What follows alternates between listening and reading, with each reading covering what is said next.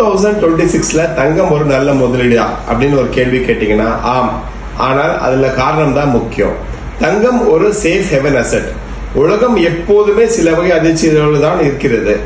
போர், வட்டி விகிதம், பொருளாதார மாற்றங்கள், பணவீக்கம், அந்த மாதிரி நிறைய தர்ம சங்கடங்கள் வந்து கொண்டேதான் இருக்கிறது. இவையெல்லாம் நடந்தாலும் தங்கம் மட்டும்தான் எப்பவுமே பாத்தீங்கன்னா தன்னுடைய மதிப்பை காத்துட்டு 2025 2026 இன்னும் ஸ்பீடில் தங்க நகைகள் ஏறும்ன்றது என்னுடைய கருத்து.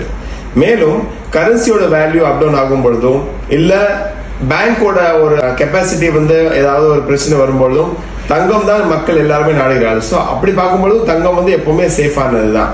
ஆனா ஒரு இன்வெஸ்ட்மெண்ட் ரூல் மட்டும் கண்டிப்பா எல்லாரும் நினைச்சு மனசுல வச்சுக்கோங்க.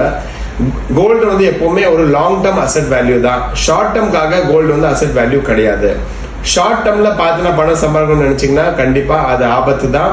பட் லாங் டர்ம்னு கேட்டீங்கன்னா கோல்டு மாதிரி ஒரு சூப்பரான ஒரு அசெட் எதுவுமே கிடையாதுங்க. நீங்க 10 to 20% ரிட்டர்ன்ஸ் டெஃபினட்டா நீங்க ஆல்வேஸ் பார்த்திருக்கலாம். வரலாறுலே சொல்லுது. வரலாறுல பாத்தீங்கன்னாலே ஒரு ஆவரேஜ் 10-15% ஆயிருக்கு.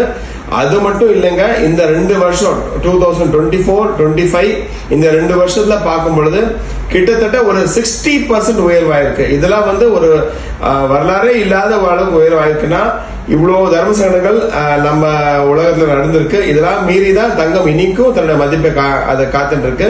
சோ தங்கம் வந்து விலை ஏறியதான் இருக்கும். தங்கம் வந்து ஆல்வேஸ் சேஃபான அசெட். ஓகே, நீங்க 2026ல தங்கத்துல முதலீடு செய்ய போறீங்களா அப்படின்னா கமெண்ட்ல நான் எஸ் ஐ எம் இன்வெஸ்டிங் அப்படின்னு சொல்லுங்க. என்னோட Instagram page voice of gold 1990 எல்லாருமே ஃபாலோ பண்ணுங்க. முக்கியமா மறக்காதீங்க உங்க ஃப்ரெண்ட்ஸுக்கு இதை ஷேர் பண்ணுங்க. Thank you so much.